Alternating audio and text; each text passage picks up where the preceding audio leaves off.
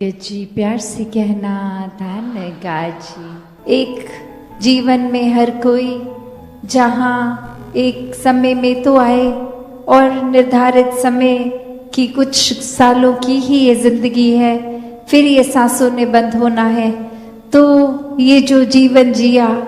वो कैसे जिया, वो क्या करके समय निकाला,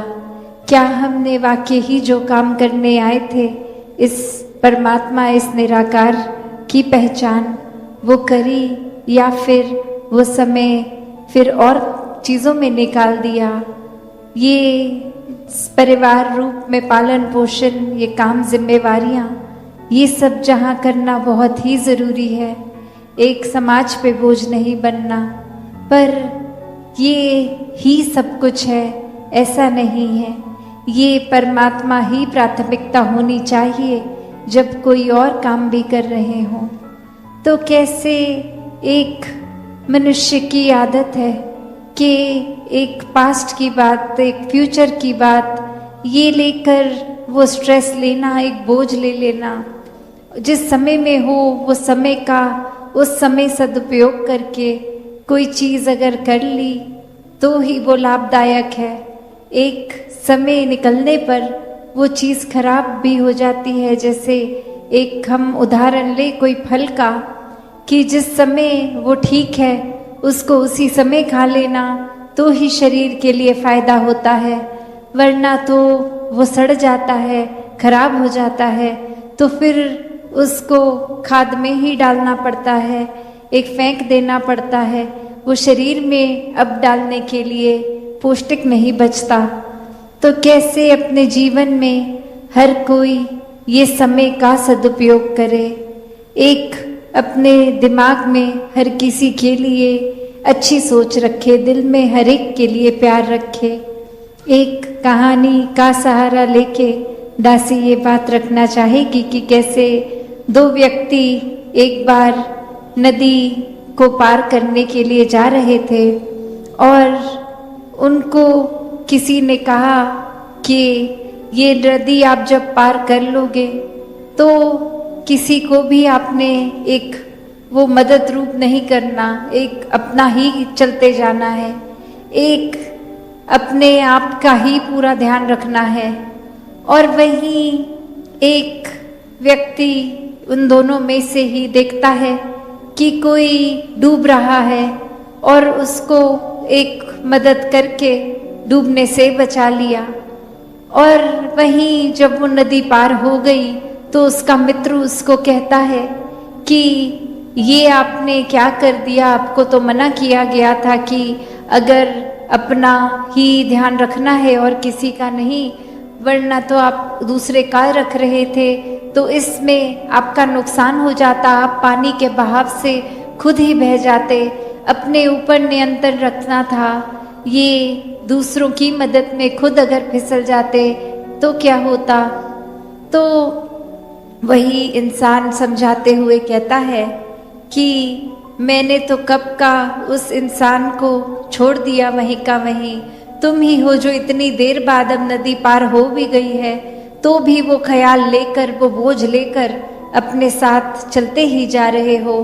वो तो कब का इंसान जिसको ज़रूरत थी उस समय में कर दी गई उसकी मदद, और मेरे को ख्याल भी नहीं आया उसके बाद। तुम तो इतनी देर और बीत भी चुकी है तो भी वही सोच पकड़ के बैठे हो। तो ऐसे अक्सर हमने कितने और भी उदाहरण देखे हैं कि एक ट्रेन जो चल रही होती है उसमें एक इंसान के पास वो एक सामान रखने की जगह बनी होती है, उसमें सामान को अगर वो रख दे तो समझदारी से एक बहुत ही आराम से अपना सफ़र कर सकता है। और वहीं वो इंसान अगर सोचे कि मैं ट्रेन पे ऑलरेडी इतने लोगों का बोझ है, मैं और ना डालूं, मैं अपने सर पे ही अपना सामान रख लूं, तो वो ट्रेन को तो फ़र्क नहीं पड़ता, पर उस इंसान के ऊपर कितना वज़न और इतनी देर वो डिस्कम्फर्ट, वो बेचैनी से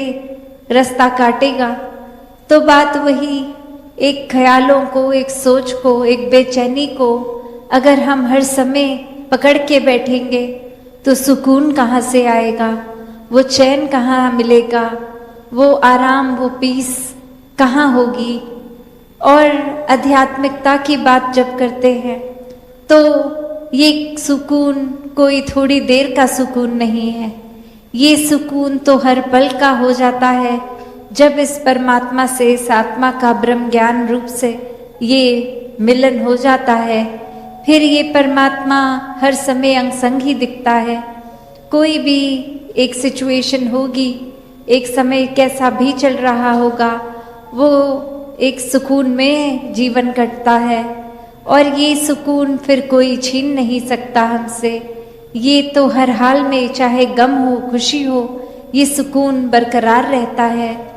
तो ऐसा ही सुकून हर कोई अपने जीवन में जहाँ प्राप्त कर सकता है, एक नेक इंसान बन के अपने जीवन को चला सकता है। बस करना ये है कि जीते जी इस आत्मा का मिलन परमात्मा से कराना, इस परमात्मा को हर समय के लिए अपने जीवन के हर पल में शामिल करना और फिर ये प्रेमा भक्ति का रूप, ये आनंद, ये विश्वास से भरी भक्ति, ये फिर सिर्फ चेहरों पे मुस्कुरान औरों की भी लाने वाली भक्ति बन जाती है जब खुद ही हम इतने मगन होते हैं इस परमात्मा के अंदर, तो किसी का नुकसान नहीं करते, अपना भी सुधार करते हैं औरों पे भी ऐसा प्रभाव आता है कि वो भी फिर भक्ति में जीवन लगाने की कोशिश करते हैं। तो जहाँ वो फोकस अपने ऊपर ही, वो एक अपना भक्ति में कैसे और पकड़ की जाए और गहराई से कैसे और प्यार किया जाए परमात्मा से, उस पे ध्यान देंगे तो दूसरों की कमियों पे नजर नहीं जाएगी। अपनी जीवन में क्या है क्या नहीं है उस पे नजर नहीं जाएगी। वरना इंसान का तो आज ये हाल है कि अगर 100 सुख भी होंगे और एक दुख, तो वो 100 सुख की तरफ इस परमात्मा का तो शुक्राना नहीं, एक शुक्राना भाव नहीं, पर एक चीज जो चाहिए और वो नहीं है, उसके लिए ना जाने कितने हजारों एक गिले, एक नाशुक्रा होके शिकायतें इस परमात्मा से। तो कैसे एक एक चीज जो इस परमात्मा ने दी है उसको अपने जीवन में अगर वाकई ही रखें, उसका सदुपयोग करें, तो एक एक चीज, एक सुबह हर जो हम उठ रहे हैं, छोटी से छोटी चाहे वो चीज होगी, ये घर परिवार, ये प्यार, ये हवा, ये प्रकृति, ये कोई भी और रूप हो, हर चीज हर समय का वो अनगिनत कारण है इस परमात्मा का धन्यवाद करने के लिए। जहाँ आज ये सत्संग में सभी ने इतने घंटों से और अभी भी इसके बाद भी जो सत्संग में हर एक के भाव श्रवण करने का एक मतलब, ये जो हर एक ने कहा कि इस जीवन में हमें भक्ति की बुनियाद पे अपनी सारी जिम्मेवारियों को भी निभाना है, हर समय भक्ति भी करनी है और समाज में भी एक अपना असर इस तरह हो कि हम पहले जहाँ अपने ऊपर सुधार का भाव लिए हुए खुद को सुधारते चले जाएं, वहीं साथ में एक प्रभाव समाज पे भी इस तरह रहे भक्तों का शुरू से ही कि अपना भी कल्याण है, औरों का भी कल्याण है। कोई भी काम भक्त किसी भी समय एक सेल्फिश होके सिर्फ अपने लिए नहीं करते। भक्तों को तो यही मन में होता है कि हर एक के दिल में ठंडक पहुंचे, हर एक के दिल में एक आराम हो, हर किसी के लिए एक भाव शुद्ध, हर एक कोई परमात्मा का ही रूप तो बहुत ही पूजनीय। किसी को भी भक्तों ने कभी चोट नहीं पहुंचाई और हमेशा भाव मन के ऐसे ही रहे कि अगर किसी को किसी तरह का दुख तकलीफ है भी तो कैसे वो दूर की जाए। और सबसे बड़ा जो परोपकार भक्तों का रहता है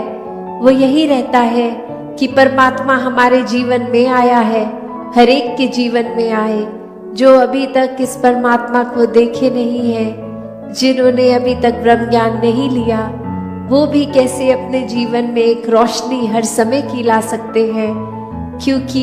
ये टेम्पररी अगर हम बात करते हैं तो कोई भी चीज़ हमें कुछ देर के लिए, अगर अभी डे टाइम है तो कुछ घंटों बाद अंधेरा हो जाएगा, नाइट हो जाएगी। तो ये रोशनी इस तरह तो दिख रहा है अभी सब कुछ, पर ये हमेशा की नहीं है। पर जो परमात्मा है, ये सच है, ये ट्रूथ है, ये ओमनी प्रेजेंट, ये निराकार, ये हर समय की सच्चाई है, हर समय की रोशनी है। भक्तों ने यही समझाया है कि जितना ज्यादा इस परमात्मा के साथ मन को जोड़ेंगे, इसके एहसास में रहेंगे, हर काम में इसको शामिल करेंगे, तो फिर एक ये मन डामाडोल नहीं होता, मन में कोई उदासी, कोई खुशी के भाव अपना प्रभाव, असर नहीं छोड़ते, क्योंकि प्राथमिकता इस मन ने परमात्मा को बना लिया है। और फिर ये प्रायोरिटी बेस जब इस परमात्मा को ही हर समय दिमाग में, दिल में रखते हैं, तो बाकी चीजों का असर उस तरह नहीं होता कि कोई अगर बिजनेस में नुकसान है तो एक डिप्रेशन की ओर मन जा रहा है, या फिर कुछ इतनी उपलब्धि मिल गई, अचीवमेंट मिल गई कि इतनी खुशी कि औरों के बारे में फिर सोचना ही छोड़ दिया, खुद में इतनी ईगो ले आए, एक अपने आप को बहुत ही इम्पोर्टेंट बना दिया। तो बात वही कि कैसे हर एक में, जहाँ हर किसी में इस परमात्मा को देखना है, हर एक के अंदर वो कैपेसिटी है, वो पोटेंशियल है कि कैसे इस परमात्मा के सारे गुण, हम चाहे एक मनुष्य के शरीर में हैं, पर परमात्मा जैसे दैवीय गुणों से हम युक्त हो सकते हैं, ह्यूमन वैल्यूज से युक्त हो सकते हैं। ये मन में कंपैशन, काइंडनेस, दया, क्षमाशील होना, एक मन में प्यार का भाव, प्रेम का भाव, ये लव, ये सरेंडर, ये ब्रॉड माइंडेड होना, हर एक को एक्सेप्ट करना, हर किसी के लिए वही भाव हो कि ये इंसान से बहुत कुछ हमें सीखने को मिल सकता है। दिल कारण ना ढूंढे कि कैसे किसी से भी नफरत की जाए, हर किसी से फिर वही बात जो अभी सत्संग में भी हम सुन रहे थे कि ये एकत्व जब इस्टेब्लिश हो जाता है, ये वननेस स्थापित हो जाता है, तो वो वननेस कोई उस बात की बात नहीं है कि हर कोई एक जैसा दिखे। एक फिजिकली तो हर किसी के शक्ल, आकार, फीचर्स एक बहुत ही अलग है। कोई किसी रीजन के होते हैं तो एक ज्योग्राफिकली रहने की वजह से उस तरह एक कल्चर और अपीयरेंस से खाना पीना वैसा हो जाता है, और दूसरे कहीं देश में, किसी और राज्य में, अपने देश में भी हो तो वो एक अपीयरेंस वाइज तो अलग हो सकते हैं। बट जो अभी कॉमन थ्रेड की भी बात हो रही थी कि ये परमात्मा ही है जो जहाँ पूरे ब्रह्मांड में है, एक वो कनेक्शन हमारी इस परमात्मा से जब है तो संसार के हर इंसान से हर कोई अपना है, हर एक में ही परमात्मा का वास। तो कैसे जब इस परमात्मा से प्यार हो जाता है, इस परमात्मा के अलावा फिर और कुछ दिखता ही नहीं है, हर एक में ही दिखता है, तो फिर ये भाव वही आ जाते हैं कि ये संसार बहुत ही सुंदर है, हर किसी में बहुत कुछ सीखने के लिए है, और किसी की फिर बात दिल पे चोट नहीं देती, क्योंकि फिर वही लगता है कि कोई वजह होगी, किसी का दिन अच्छा नहीं जा रहा होगा, शायद किसी की तबीयत नहीं ठीक कि इतनी इरिटेशन हो रही है, इतना तंग हो रहे हैं कि कुछ खराब हमें बोल रहे हैं। तो बात वही कि हर किसी के अंदर जब ये परमात्मा दिखता है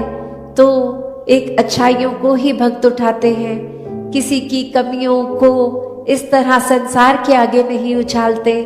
एक दिल में अगर वाकई ही एक कंसर्न है उस इंसान के लिए, तो उस इंसान को डायरेक्टली जाके उसके पीठ पीछे एक बैक बाइटिंग नहीं, उसको सामने जाकर बोला जाता है कि ये जो आपने बात कही वो ठीक नहीं थी, इसमें अगर आप सुधार कर लें तो वाकई ही आपका सुधार हो जाएगा, अगर आप अपने थोड़ा बिहेवियरल चेंज लेके आएंगे। और फिर संत यही समझाते हैं कि बिहेवियरल चेंजेस तो टेम्पररी फिर भी हो सकते हैं, कुछ देर की लर्निंग के लिए हो सकते हैं, फिर कभी और ये बिहेवियर वापस हो सकता है अग्रेसिव, एंग्री। तो फिर कैसे हर समय के लिए एक मन को शांत रखना है, शीतल रखना है, मन में सहजता रखनी है, मन में सुकून का भाव रखना है, तो इस परमात्मा से ही जुड़ना होगा। सभी ने मानवता के लिए संतों के वचन सत्संग में जो श्रवण किए, वो कोई नया संदेश नहीं, वो युगों युगों से भक्तों ने जो अपना जीवन जिया है और जीते जी अपने कर्मों से, अपने वचनों से जो संदेश दिया है, वही आज भी संदेश अलग अलग माध्यमों से एक दिया जा रहा था कि जीते जी अपने जीवन को संवार लें, इस परमात्मा को ब्रह्म ज्ञान द्वारा अपने जीवन में ले आएं, ताकि फिर एक जीवन भी एक वरदायनीय जीवन बनकर एक मानवीय गुणों से युक्त जीवन हो, एक बहुत ही सरल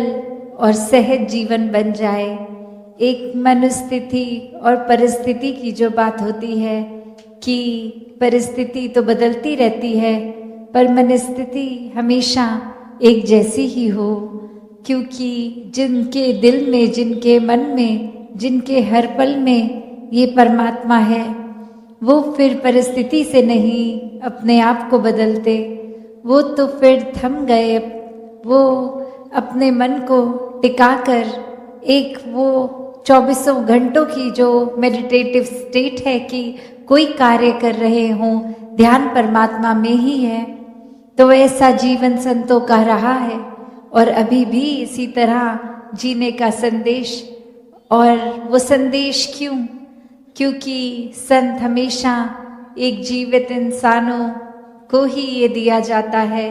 कि जीते जी इस परमात्मा की लगन लगा लो,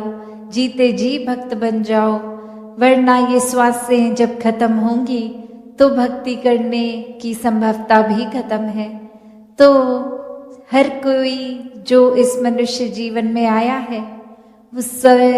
परम ही एक सबसे पहले एक प्राथमिकता देते हुए जो एक काम करना है, वो अपनी आत्मा का नाता इस परमात्मा से जोड़ना है। तो कैसे ये संतों के सिखलाई पे हर कोई चलता जाए, और अगर ये सिखलाई नहीं रहती तो फिर बात यही है कि मन में एक भाव दूषित हो जाते हैं। परमात्मा जिस मन में नहीं है, जिस बुद्धि में नहीं है, तो वो बुद्धि, वो मति संतमति नहीं रहती। वो मन मुताबिक एक कर्म भी फिर लालच के, लोभ के, एक अपना ही फायदा देखते हुए, औरों का दिल दुखाते हुए ऐसे कर्म बन जाते हैं। फिर अपने आप को भी इंसान एक बहुत ही सुपीरियर मान लेता है, ऊंचा मान लेता है, अहंकार मन में रख के एक ऐसी सोच ले आता है कि हमसे ज़्यादा प्रथम और कोई नहीं। तो एक शायर ने भी जिस तरह लिखा कि घरों के बाहर नाम थे, नाम के आगे ओहदे थे, बहुत ढूंढा कोई इंसान न मिला। कि हर कोई जब भी अपनी पहचान बताता है, अपना नाम बता देता है, अपनी कोई उपलब्धि कि हम एक सांसारिक रूप में एक ये अचीवमेंट रही है या यहाँ इस पोजीशन पे लगे हैं, एक ये उपलब्धि है, इस तरह से अपनी परिचय बताते बताते यहाँ तक भी बता देते हैं कि हम एक इस स्थान के निवासी रहते हैं, हम इस स्टेट के हैं, हमारी भाषा ये है। हम एक बिल्कुल ही और संकीर्ण सोच लेके कि ये रंग पे भी आधारित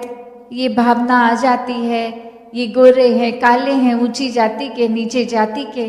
तो सब अपना परिचय कुछ ऐसे छोटे दायरों में ही बांध लेते हैं।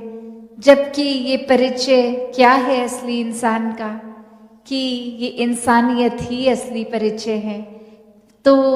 एक सिर्फ नाम होना, एक इंसान का शरीर होना, एक परिचय इंसानियत का नहीं, वो मानवीय गुण इंसानियत दर्शाते हैं। जो एक परमात्मा है, एक निराकार, जो भी नाम से बुलाएं, तो ये असली परिचय इंसान का भी वही है कि जो इंसान के शरीर खत्म होने के बाद भी बचता है, ये आत्मा, ये परमात्मा की ही अंश, ये लगन, ये एकत्व होना इस आत्मा का परमात्मा से, वही असली परिचय है